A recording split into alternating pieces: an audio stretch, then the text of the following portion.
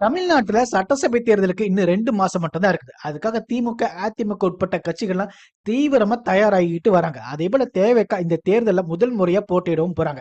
இதனால தேவைக்கா என்ன சின்னத்துல போட்டியிட போறாங்க அப்படிங்கிற எதிர்பார்ப்பு எல்லாருக்கிட்டையுமே இருக்கவும் செஞ்சது. அதுக்கேற்ப தேவைக்கா தரப்புல தேர்தல் ஆணையத்திட்ட பொது சின்னம் வழங்க கோரி விண்ணப்பிக்கவும் செஞ்சாங்க. இதையடுத்து தேர்தல் ஆணைய சார்பா தேர்தல்ல போட்டியிடப்படும் அங்கீகரிக்கப்படாத கட்சிகளுக்கான 190 சின்னங்கள் வெளியிட்டிருந்தாங்க. ஒவ்வொரு கட்சி சார்பா 10 சின்னங்களை தேர்வு செஞ்சு விண்ணப்பிக்கவும் செய்யணும். அதை அடுத்து தான் பாத்தீங்கன்னா தேபக தரப்புல இருந்து புஷி ஆனந்த், ஆதவர்ஜுனா இவங்க போன வருஷம் நவம்பர் மாசமே தேர்தல் ஆணையத்தை சின்னம் வேணும்னு சொல்லிட்டு விண்ணப்பிக்கவும் செஞ்சிருந்தாங்க. இதுல பார்த்தோம்னா தேவக தரப்புல இருந்து முதல் சின்னமா விசில் சின்னத்தை தான் தேர்வு செய்யும் செஞ்சிருந்தாங்க. அதே மாதிரி அதையும் விண்ணப்பிக்கவும் செஞ்சிருந்தாங்க. விசில் சின்னம் கிடைக்கல அப்படின்னா ஆட்டோ, கிரிக்கெட் மட்டா உள்ளிட்ட சின்னங்களும் கேட்கவும் பட்டிருந்தாங்க. இந்த நிலையில தான் பாத்தீங்கன்னா தேவகாவுக்கு பொது சின்னமா விசில் சின்னத்தையே ஒதுக்கி இருப்பதா தேர்தல் ஆணையமும் வெளியிட்டிருக்கவும் செஞ்சிருக்காங்க. இப்படி விசில் சின்னத்தை கொடுத்ததுக்கு அப்புறம் விஜய் என்ன சொல்லியிருக்காருன்னு பார்த்தோம்னா, வெகுஜன மக்களுக்கு நெருங்கிய சின்னமான விசில் நமக்கு ஒதுக்கீடு செய்யப்பட்டது. இதுல இயற்கையும் இறைவனும் நமக்கு அளித்திருக்கும் பரிசு அப்படின்னு சொல்லிட்டு விஜய் சொல்லவும் செஞ்சிருக்காரு. இதுல பார்த்தோம்னா தேவக தரப்புல இருந்து என்ன சின்னம் முதல்ல கேட்டிருந்தாங்களோ அதே சின்னம் தான் அவங்களுக்கும் கிடைக்கவும் செஞ்சிருக்கு. இதுவே அவங்களுக்கு முதல் வெற்றியாவும் அவங்க பார்க்கவும் செய்யறாங்க. இதுல முதல் கட்டமா பொதுவா தேர்தல் ஆணையம் கட்சிகளை 2 வகையா பிரிப்பாங்க.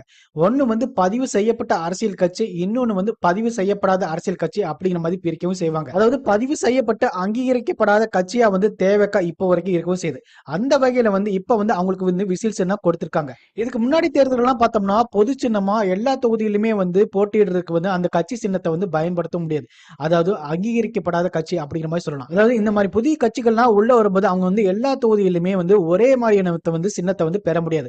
ஒவ்வொரு தொகுதிக்கும் ஒவ்வொரு சின்னத்தை அவங்க பயன்படுத்தவும் செய்வாங்க. ஆனா தேவக தரப்புல இருந்து இந்த முறை பொது சின்னமா விசில் சின்னத்தை அவங்க அறிவிக்கவும் செஞ்சிருக்காங்க. இதுக்கு முன்னாடி பார்த்தோம்னா ஒரு மாநில கட்சி அப்படிங்கிறது அரசியல் அங்கீகாரம் பெறணும் அப்படின்னா குறைந்தபட்சம் என்ன இருக்கணும், 6ல இருந்து 7% வாக்குகளை அவங்க பெற்றிருக்கணும்.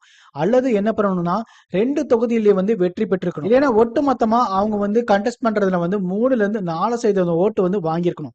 இப்படின்னு நிறைய கிரைட்டீரியா தேர்தல் ஆணையம் வைக்கவும் செஞ்சிருக்காங்க. இதுல தமிழ்நாட்டுல 234 தொகுதிகள் இருக்குதா, அந்த 234 தொகுதியில 3ல இருந்து 6% வாக்குகள் வாங்கியிருக்கணும். அப்படி இருக்கும்போது 7-8 தொகுதியிலேயே அவங்க ஜெயிக்கவும் செஞ்சிருக்கணும். இப்படி இருக்கும்போது அவங்களுக்கு பொது சின்னம் வழங்கவும் செய்வாங்க.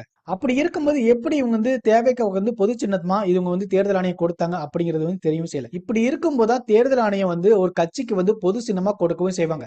ஆனா இந்த முறை பாத்தீங்கன்னா தேவைக்காவுக்கு பொது சின்னமா விசில் சின்னத்தை கொடுக்கவும் செஞ்சிருக்காங்க. தேவைக்காவுக்கு இந்த விசில் சின்னம் அவங்களுக்கு கிடைச்சதுனால இந்த தேர்தலை பாத்தீங்கன்னா விசில் சத்தம் எல்லா இடத்துலயும் ஒழிக்கவும் செய்ய போகுது.